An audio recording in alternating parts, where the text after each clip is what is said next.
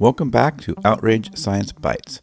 I'm David Beckmeyer, and this is day 17 of our 30-day challenge, continuing our focus on bridging our divides. For the last couple of weeks, we've looked at everything from how to handle disinformation to navigating power dynamics. But a thread that runs through so many of our modern divides is the elephant in the room, social media.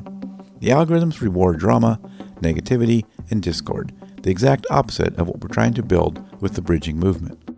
It can feel like we're fighting against an entire incentive structure designed to keep us scrolling, angry, and isolated. That brings us to today's question. Please discuss your concerns about constant addiction to social media. To answer that, we're joined by Calista Small, a research manager at More in Common. She leads mixed method studies on social cohesion and division, working to find common ground to help bring Americans together. Here's Calista. So I'm going to speak to 2 points from More in Common's research on this question. So the first is that we find that people who spend more time on social media are more likely to misunderstand their political opponents. So people who spend the most time on social media have what we call the largest perception gaps. A perception gap is the difference between what you think one group believes and what that group actually believes. So it seems as though social media, instead of helping us understand our fellow citizens better, is actually doing the opposite. It's increasing the likelihood that we misunderstand them. Our research has also found that the more time spent on social media is actually highly correlated with support for political violence.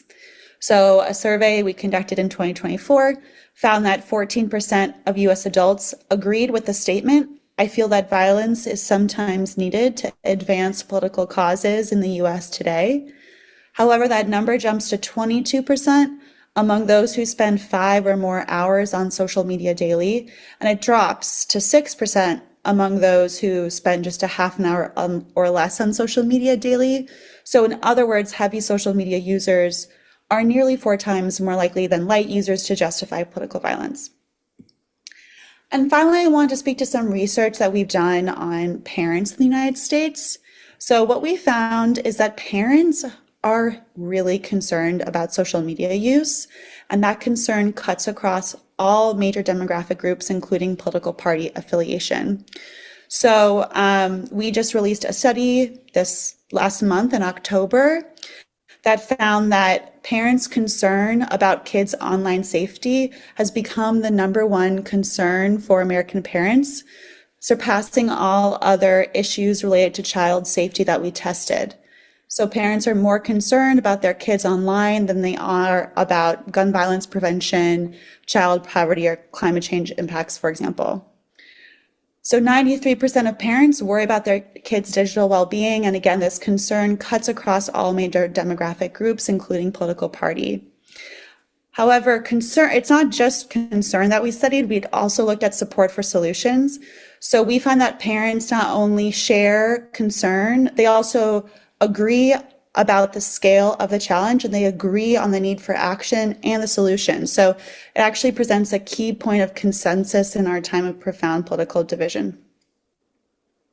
That's all for today's episode of Outrage Science Bites. Stay curious, and until next time, I'm David Beckmeyer. Thanks for listening. If you enjoy these Science Bites episodes, you may enjoy the long-form Outrage Overload podcast at outrageoverload.net.